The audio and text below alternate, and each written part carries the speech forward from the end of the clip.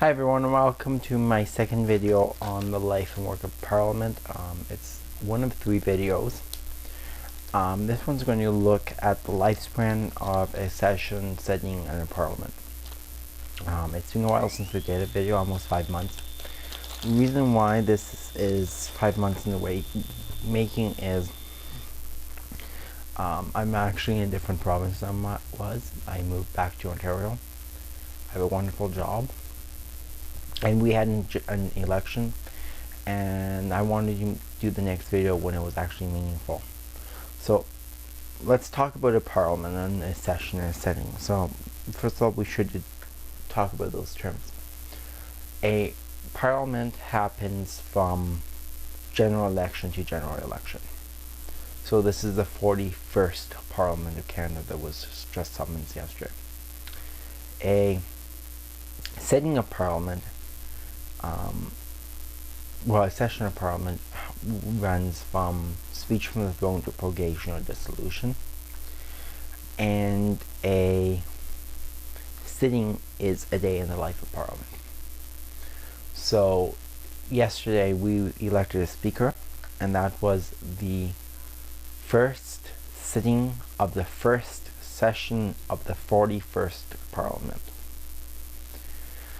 So the first thing that happens after a general election is members have to actually take their seats. And this is done in the House of Commons by something called the test roll. So what we'll see is in the House of Commons, members will go before the clerk, who's authorized by the Governor General to administer the oath of allegiance.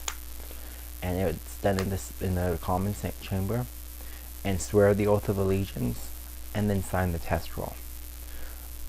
The test roll is a book which is basically the oath book for Parliament, which members must sign in order to take their seats in Parliament. And it's a simple oath of allegiance, and that's it. The next step is, once all members have taken the test roll and the date of which Parliament is to be summoned has occurred, they must elect a speaker.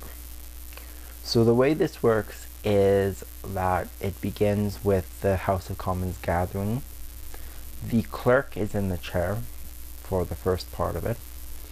The usher of the black rod then goes to the Commons chamber on command of the Deputy Governor General, summons them to see the Deputy Governor General, who is the Chief Justice of the Supreme Court, if you don't know.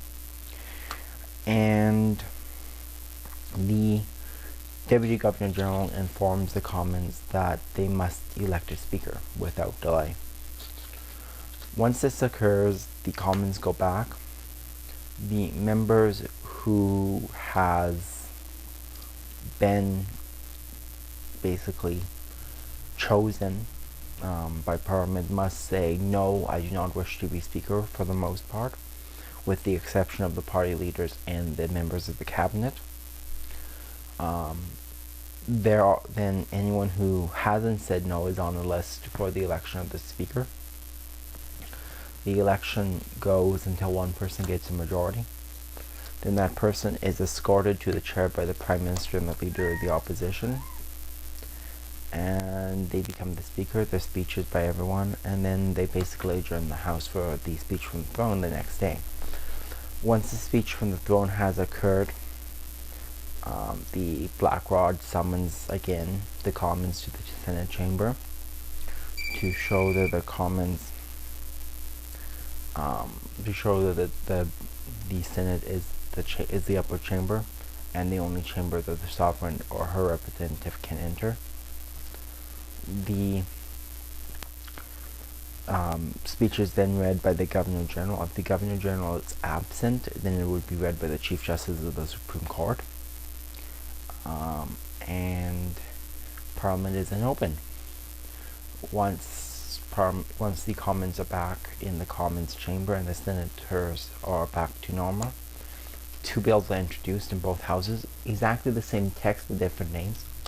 In the Commons, it's an act respecting the administration of oaths, Bill C1, and in the Senate, it's an act respecting railways, Bill S1. Don't let these names fool you. Like I said, they have nothing to do with oaths or railways. They're just dummy bills. The only exception was in 1950s, where there was actually a railway strike in the middle of any general election, and the government deemed it very important to resolve the matter as quickly as possible. So in that speech from the throne, the railway strike wasn't mentioned at all. The speech from the throne was actually very quick. At the end of the speech from the throne, the Prime Minister returned, introduced Bill C-1, an act respecting the resumption of national services. Because it wasn't mentioned in the speech from the throne, it's still valid as being showing the supremacy of Parliament. And it was passed by both houses and given royal assent that day. Once the dummy bill is, the pro forma bill, the dummy bill is really introduced, it's never heard from again, and the real business began with an address and reply from the speech from the throne. It begins by a government member moving a address to the Governor General, thanking the Governor General for the speech from the throne. Then each leader debated. Then after each leader's debates, the official opposition does an amendment to it, and then the third party does a sub-amendment to the amendment of it, both of which says the government has lost the confidence of the House. Should they secede, then the government has actually lost the confidence of the House, and they basically have to whether go to any elections or ask another party to form a government. The next big thing is the budget.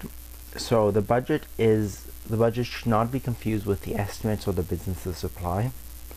The budget is the annual speech and related legislation, which really sets the policies on how the administrative, economic, social policies on how the government spend money. There is no line-by-line budget in the budget document. It basically is a policy document. The business of supply and the estimates are the line-by-line budget of the Government of Canada.